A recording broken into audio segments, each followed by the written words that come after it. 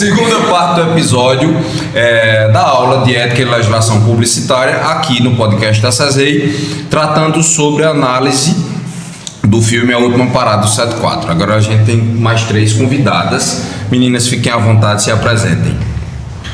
Meu nome é Yasmin Varrelli e é um prazer estar participando dessa conversa, que eu já não aguentava mais ficar ali atrás calada, né? E eu estava precisando participar dessa conversa, é isso. Meu nome é Adriele, boa noite, sou do terceiro período e assim como Yasmin, estava me coçando para entrar nessa discussão sobre ética e sobre o filme. Né?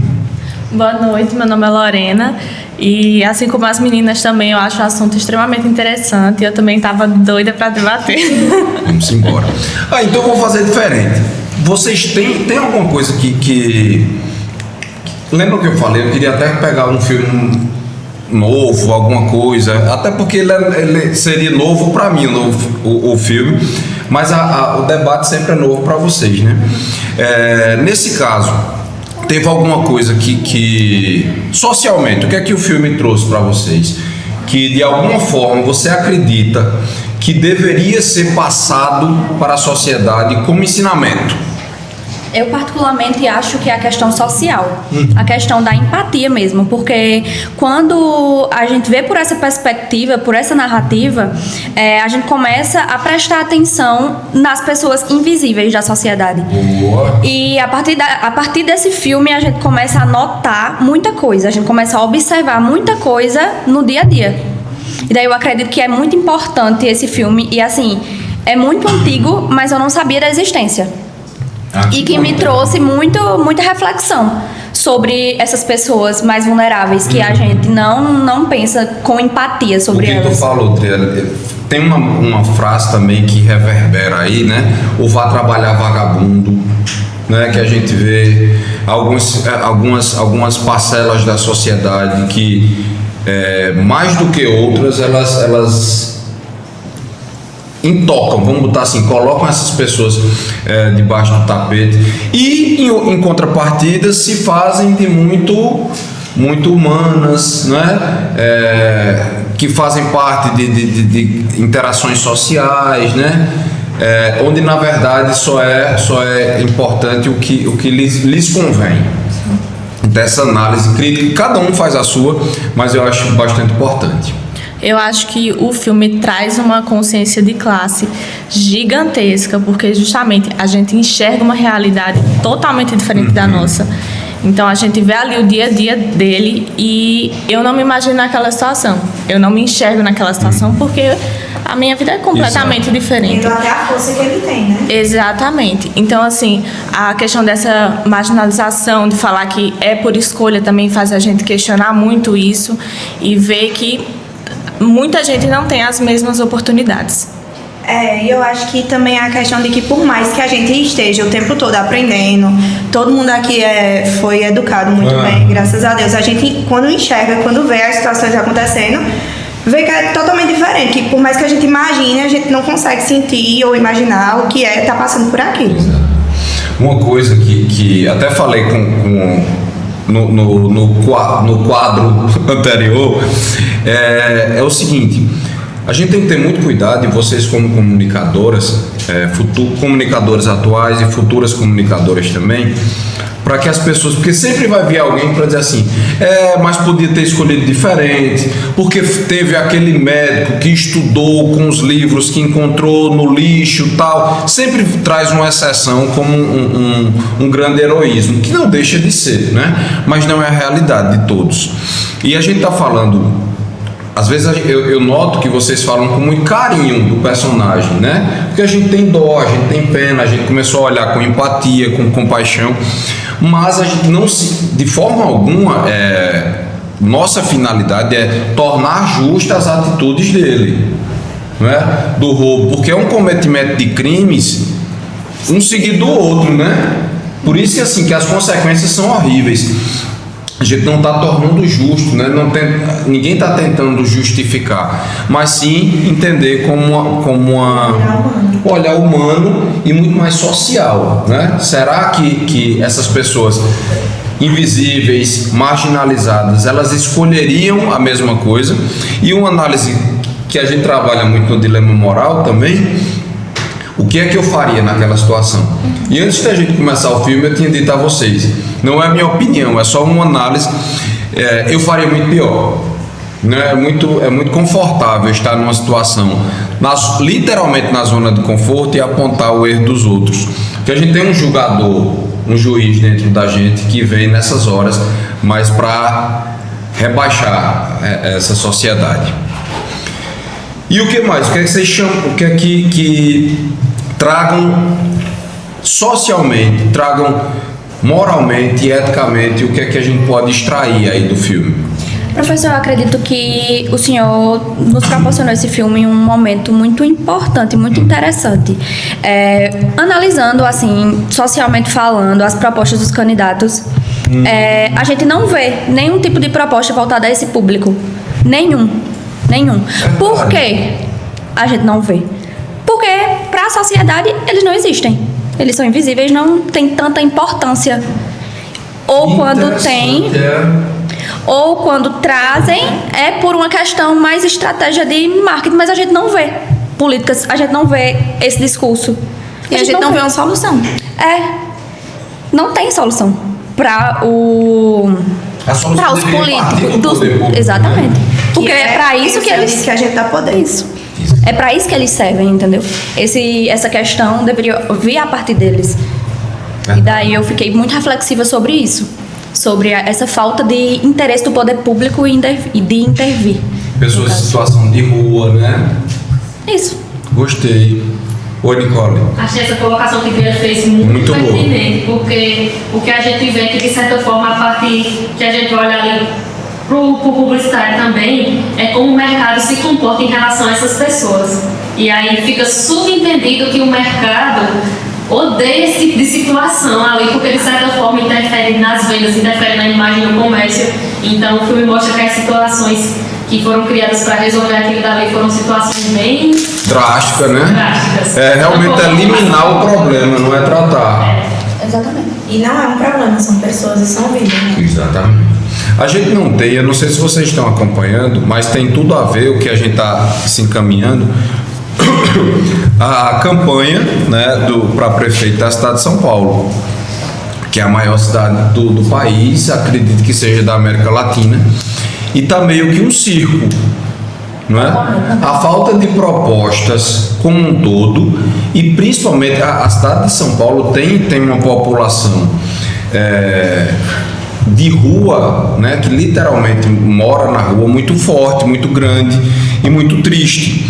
Eu lembro, eu morei em São Paulo e eu voltando à noite caminhando no centro, e o que me chamou muita atenção que eram muitas barracas tipo de camping, né? Só que na rua, pessoas em situação de rua. E duas situações me chamaram a atenção, que uma que era um senhor, que sempre que eu passava ele estava lendo, e outra foi quando eu vi um rapaz saindo dessa barraca, e ele extremamente organizado. O que é que eu notei com isso? Ele de tênis, ele penteando o cabelo e tal.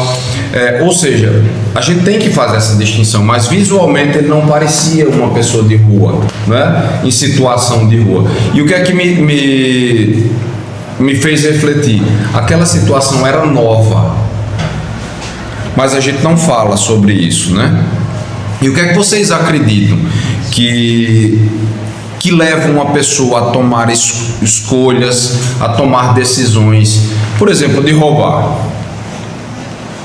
Claro que existem situações que é por falta de índole, mas existem situações que é necessidade, que não tem outra opção. De índole, qual seria? Quando você vem de uma família estruturada, você tem o que comer, você tem uma casa, mas que por status, por vaidade, você busca outras formas. Então, eu agora, nos meus 22 anos, eu enfrento uma coisa que eu enxergo muito, que tem a ver com isso, dilemas.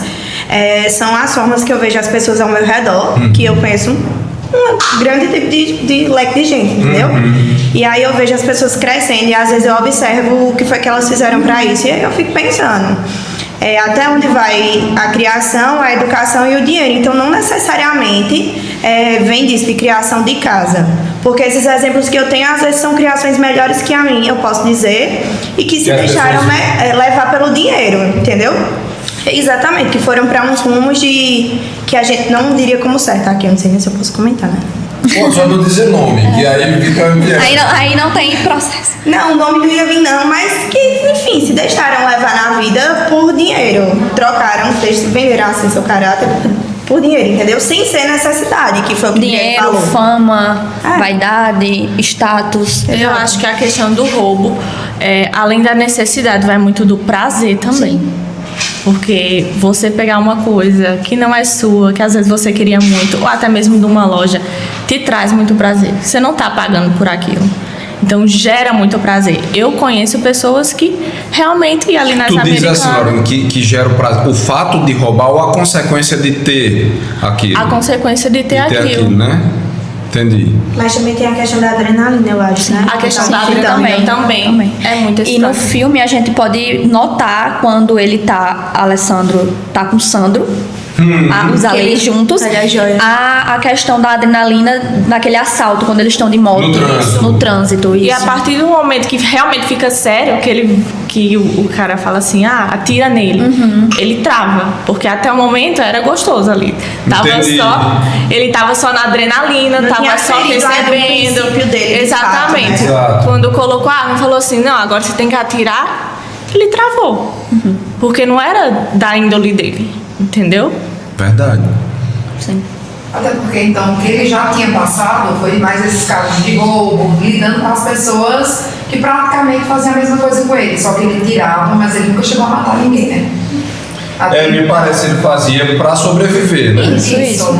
Para sobreviver. Lembrando que a gente não está justificando, né, as atitudes. Para ele, o que eles faziam era como meio que um trabalho deles. O trabalho deles era o que Ele criavam fala as sobre isso, né? pessoas. Fazer o meu trabalho, comprei a casa com o meu trabalho, né? O Alessandro.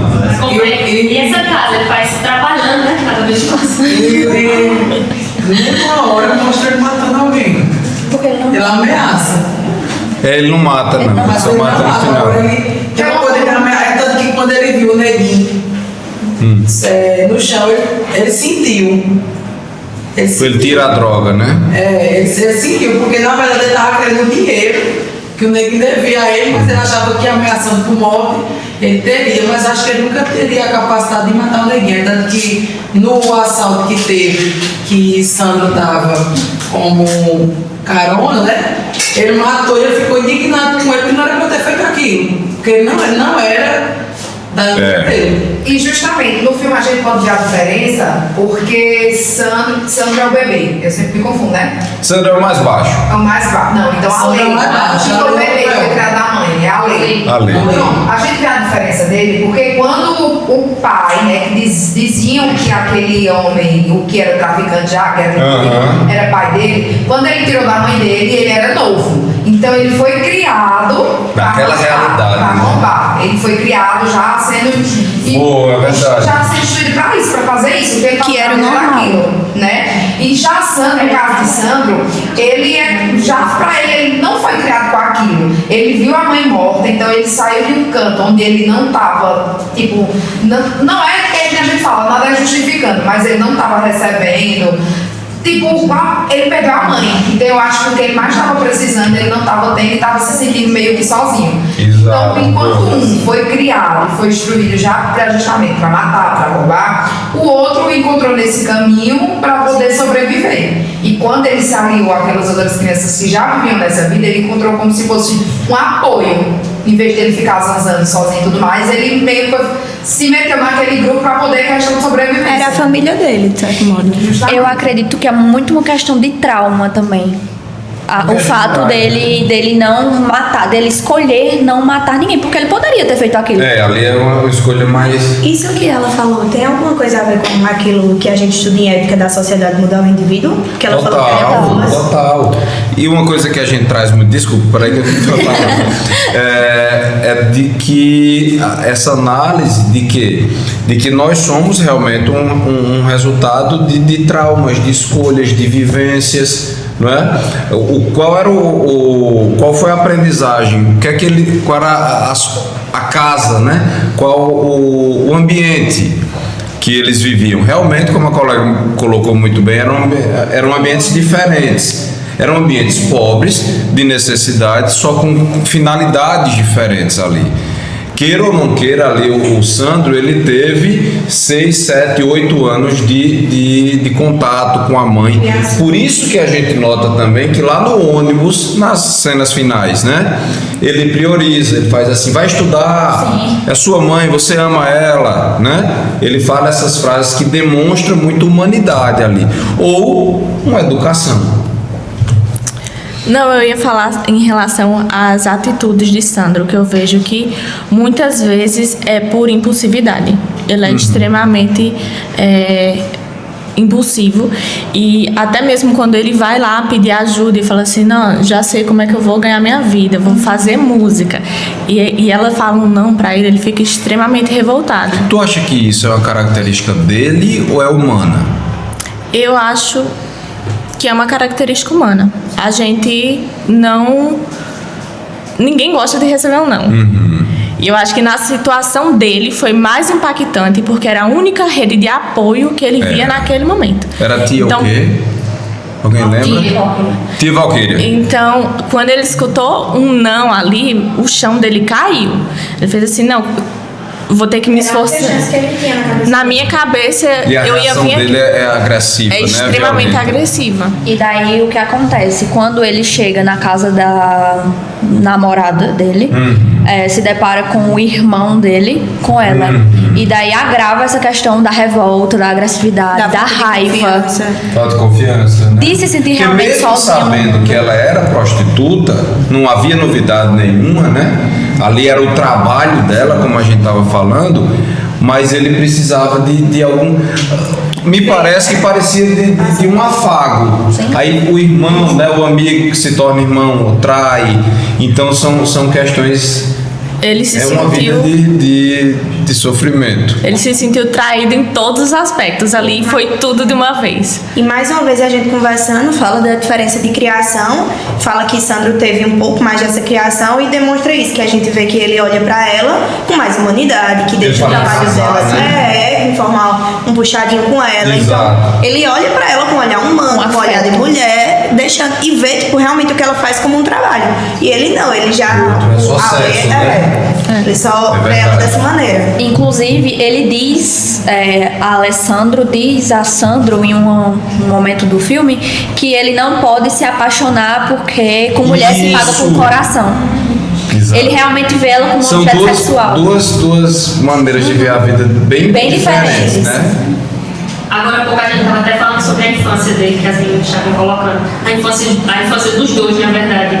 E isso me pegou de lembrar uma frase que me tocou muito, que eu vi recentemente no Instagram de Bruna, que era: a infância é um terreno onde a gente pisa a vida toda. E Bruna, professora? Bruna, professora, psicóloga. E essa frase ela me marcou de uma forma que é tipo assim, quando a gente vai tratar agora de questões morais, me pega muito também pensar, tá, mas o que essa pessoa fez não resume ela, vamos analisar um pouco mais para trás. Exato. Não é só aquele momento, sabe? Então, é muito interessante quando a gente tem essa perspectiva de entender o que ele fez ali não é o começo do filme.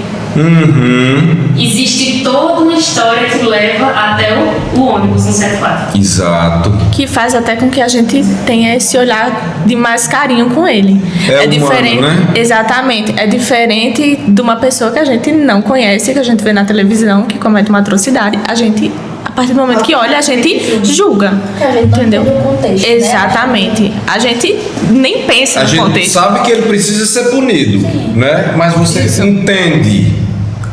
Pode não aceitar, mas entende. Oi, Felipe. Que foi justamente a percepção das pessoas que estavam observando. Fala mais alto, Felipe, por favor. Foi justamente a percepção das pessoas que estavam observando aquela situação do ônibus que não conheciam ele. E eu fico muito as duas cenas. Tanto as pessoas que conheciam ele vendo aquela situação, quanto quem não conhecia, não sabia dessa história. Exato. Por trás dele.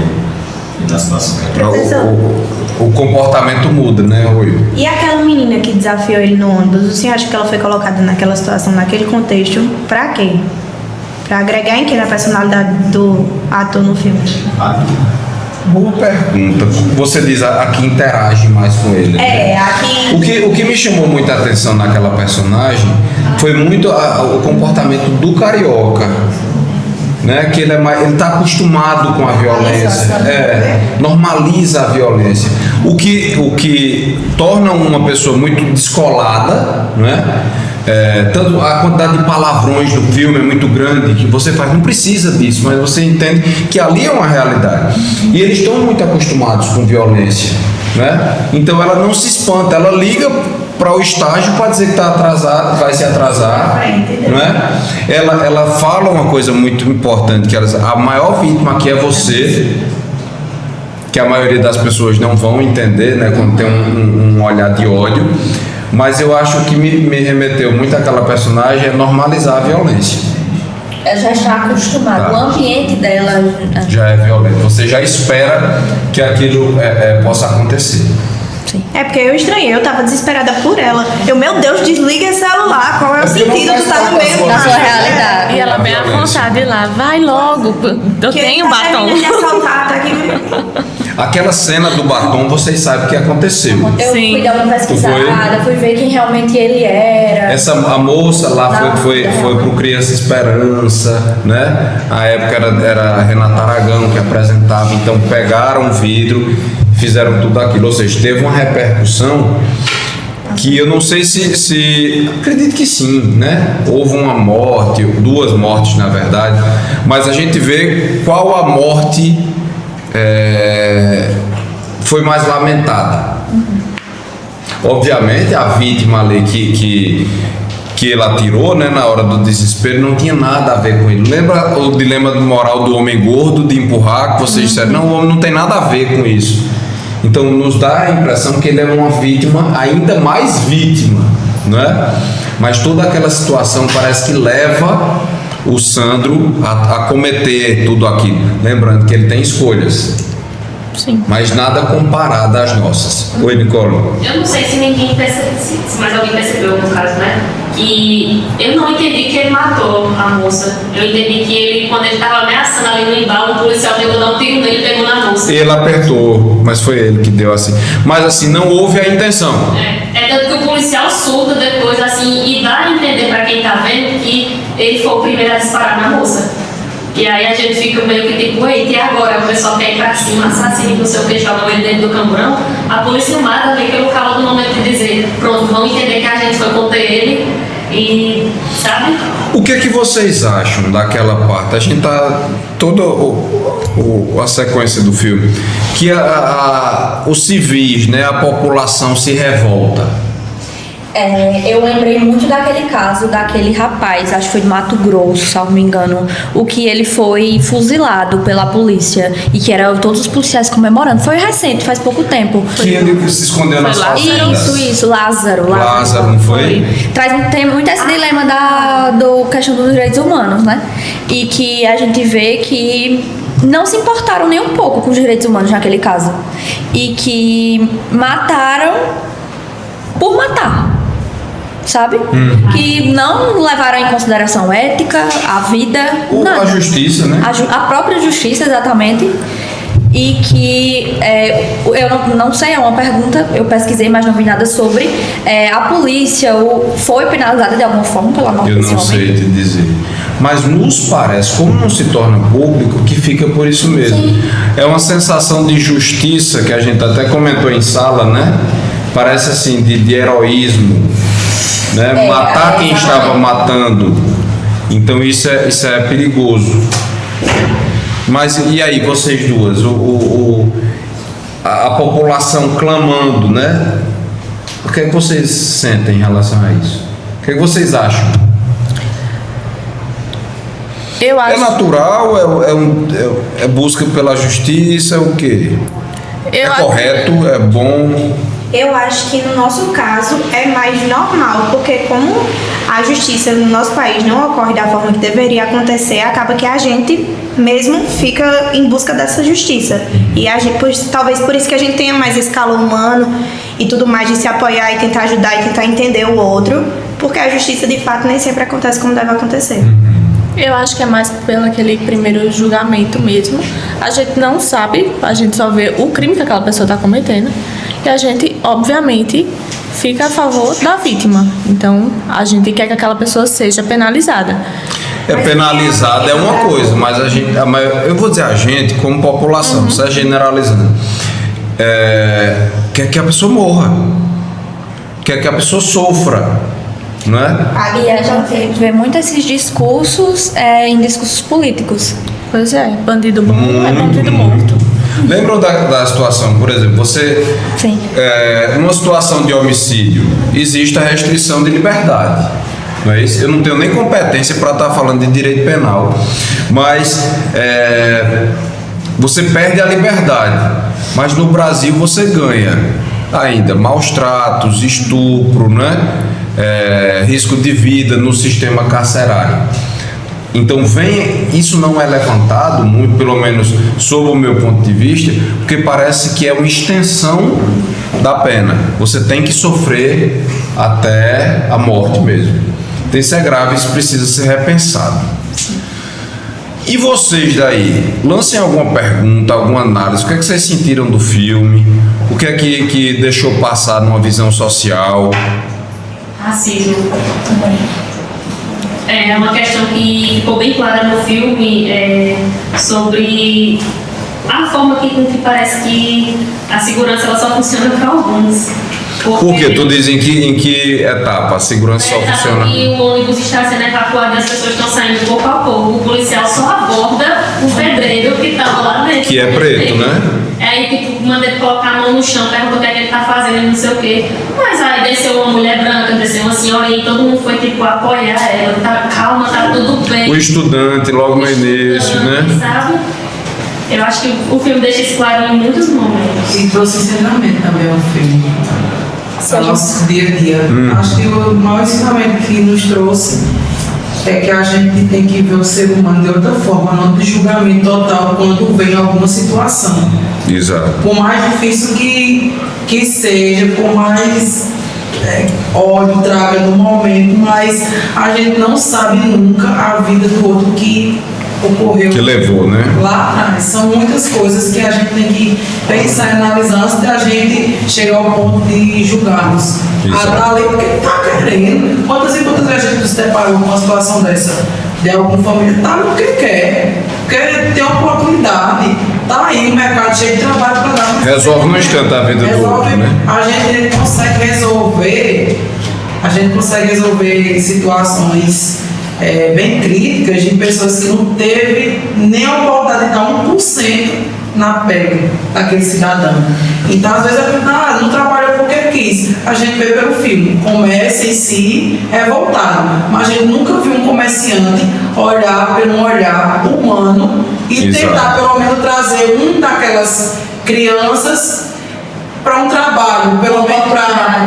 Aí é onde chega a visão de Driele, a de vocês que eu achei o máximo, que é quando a gente vê que criança pode ser morta e pode matar, mas não pode trabalhar por ser menor.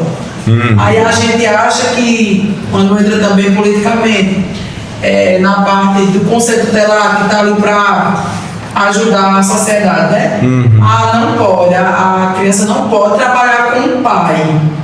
Vamos lá no pai que está trabalhando, ensinando o filho a ganhar seu dinheiro. Mas está vendo o próprio menino comprar bebidas, mas a gente não pode chegar se o pai nos chamar. É muito contraditório as questões. Mas é muito como o senhor falou, né? A gente vê mais por esse contexto social, o filme trouxe muita reflexão, sendo que isso não justifica os crimes que ele cometeu. Exato. E que ele precisa ser penalizado por aquilo, sendo que a gente se deixa levar muito com a emoção, com essa justiça com as próprias mãos, e a gente... o momento inteiro do filme a galera quer fazer justiça, deseja a morte dele, tá ali, quer apedrejar. Isso acontece muito também na vida real. Exato. Lorena usou os termos ideais. Justiça com as próprias mãos. Ele foi morto asfixiado. Não foi com faca, Exato. não foi com arma, foi com as mãos. E daí, para completar um pouco o discurso de Nicole, se a gente prestar atenção, a figura negra, ela não tá só ali naquele ônibus. Não. Ela tá nos mendigos, ela tá na favela. Ela tá sempre quando se trata da figura pobre, a gente vê a figura negra. Exatamente. Em todos os momentos do filme não tem um pobre, não tem um bandido branco. Pelo menos não que eu tenha notado.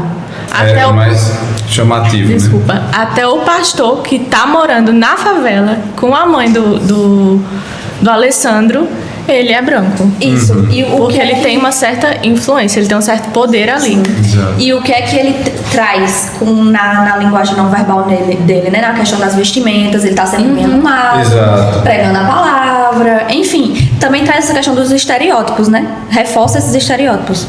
Enfim, eu achei um filme bem pesado mesmo. É, bem assim, pesado. Bem pesado. Eu acredito que talvez seja também da época do filme, né? Porque já é É, nos 2000. um período.